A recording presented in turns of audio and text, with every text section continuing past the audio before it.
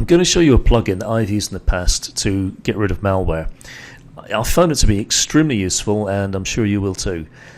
So I'm in the plugins section in the WordPress admin, and I'm going to add a new plugin. So just click on the add new link, and what I'm going to do is to search for.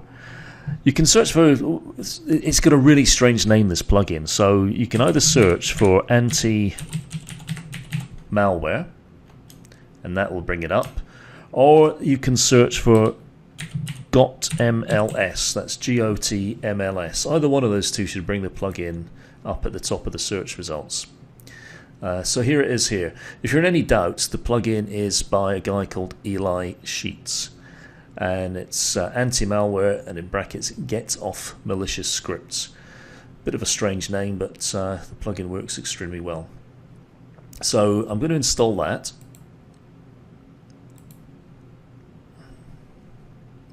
And activate it.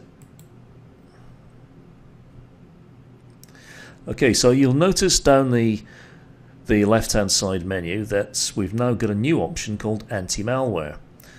So let's click on Scan Settings. The first thing to do after installing this anti-malware plugin is to get it registered. Now, if you look down the right-hand side of the window here, there's an area for you to fill in your details to get a key. This is important because if you don't do this, it's not going to get the latest definitions. If it doesn't have the latest definitions, any new malware that comes along, you're not going to be able to pick it up. The whole thing's free, and it's a very simple process. So let's just fill this in.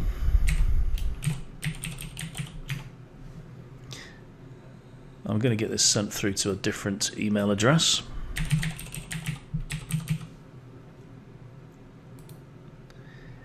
And if I just click register now. Okay, there we are. Your installation key is registered. A new definition file is available. So before we run any checks on the site, let's download those new definitions. Just like your antivirus software on your computer at home, you need to keep your definitions up to date, because otherwise it's just a waste of time. So let's just close that. So once that's done, you've got options for where you want to scan. Public HTML. Now that's basically the root of your website. That's where all of your files are stored.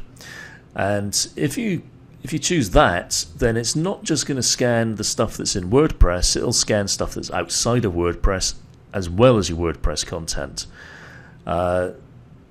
This option here will store all of will scan all of your themes, all of your plugins, and basically all of your WordPress content. This option here will just look at your plugins, obviously. So what I'm going to do is I'm going to leave this set to public HTML because I want it to scan everything. Sometimes when you get malware, people will create extra directories, little folders just stuck there in the root of your site, but they maybe used a WordPress plugin or a WordPress theme to get access, which gives them permission to actually create those folders. So even though it's a WordPress vulnerability that's allowed them to get in, the actual malware may be stored, or the bad content may be stored outside of WordPress. So I'm going to leave it at that, so it scans absolutely everything. Now, from our previous video, we've got a pretty good idea that we've got a JavaScript exploit, and it's stored in a plugin called WP Clicks. So when we run this, it should pick that up. So I'm going to run a complete scan. You've also got the option for a quick scan, but I'd rather do the complete one. Now this is going to take quite some time, so what I'll do is at some point I'll pause the video.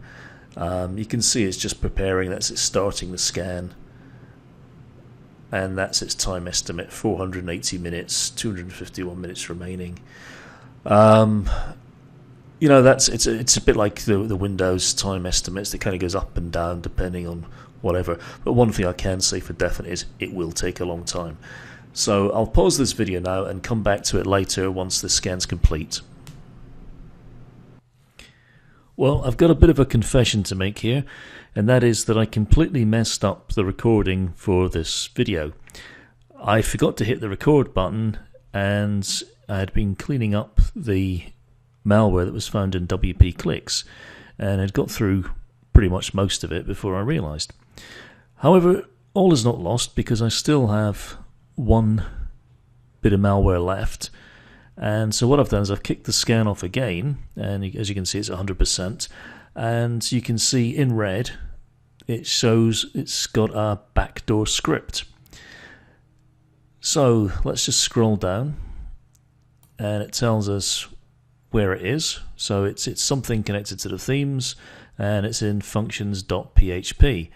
Now we have the option here to automatically fix the selected files now, and that's ticked, and if I click on that, it'll just do it. However, what I need to stress here is that before you do this, please make sure that you have a good backup of your site.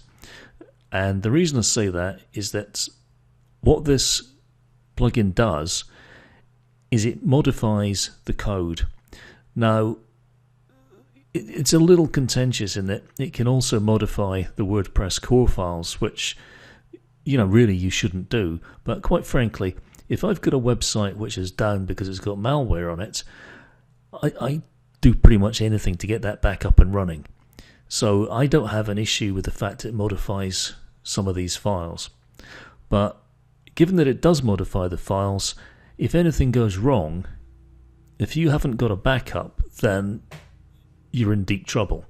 So before clicking on this button, if you haven't already taken a backup, then I would suggest you do so now, and make sure it's a backup of everything on your site. Now I know that my site's backed up, so what I'm going to do is to click on this, but before I do so, I just want to draw your attention to the fact it's also found 2 WP login vulnerabilities and 50 potential threats. So let's take a quick look at those. Now I've actually got 2 copies of WordPress installed here. One of them is in a subdirectory called news, and the other one's in the root folder. Now it's flagging both of these, and as you see here, it says your WordPress login page is susceptible to brute force attack, just like any other login page. These types of attack are becoming more prevalent these days, blah blah blah. And essentially what it's doing is offering to apply a patch to block access to that. I'm going to ignore that, and the reason I'm doing that is that I'm using other plugins to deal with that, so I don't need to worry about this. These other potential threats, basically it's saying these are probably not malicious scripts, but it's a good place to start looking if your site is infected and no known threats were found. So I'm not even going to worry about these at all, because I'm confident that these are all clean. Which leaves us back where I was a minute ago. That box is ticked for the one which is a known backdoor script, and I'm going to click the automatically fix the selected files now.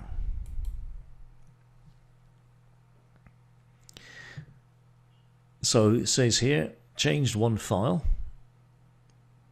which is what we wanted.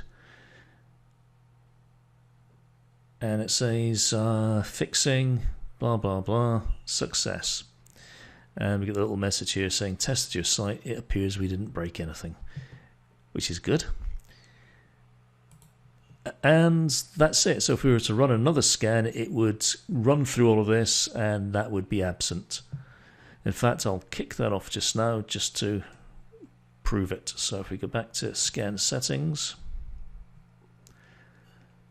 kick that off again, and I'll come back to this. I'll pause this and come back to it once that's completed. Okay, so the scan has now finished. It's reached 100%, and as you can see, the malware which was flagged in red has now gone, and the scan's completed, showing that no known threats, still showing the 2 WP login vulnerabilities and the 50 potential threats, which quite frankly aren't really a threat at all. And if you look up here, it now shows 1 quarantined file, and that will be the malware which was in red, which we just cleaned up thanks to got.mls.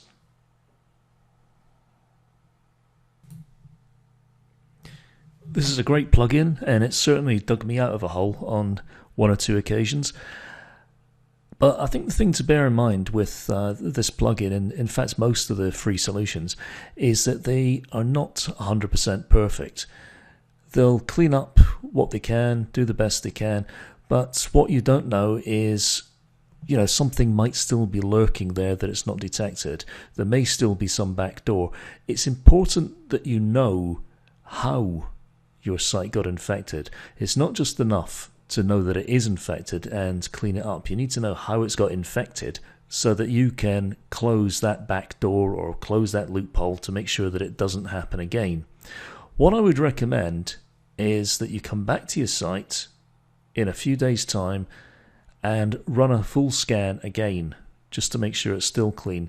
And I would do that over the next few weeks just to make sure that that infection doesn't come back.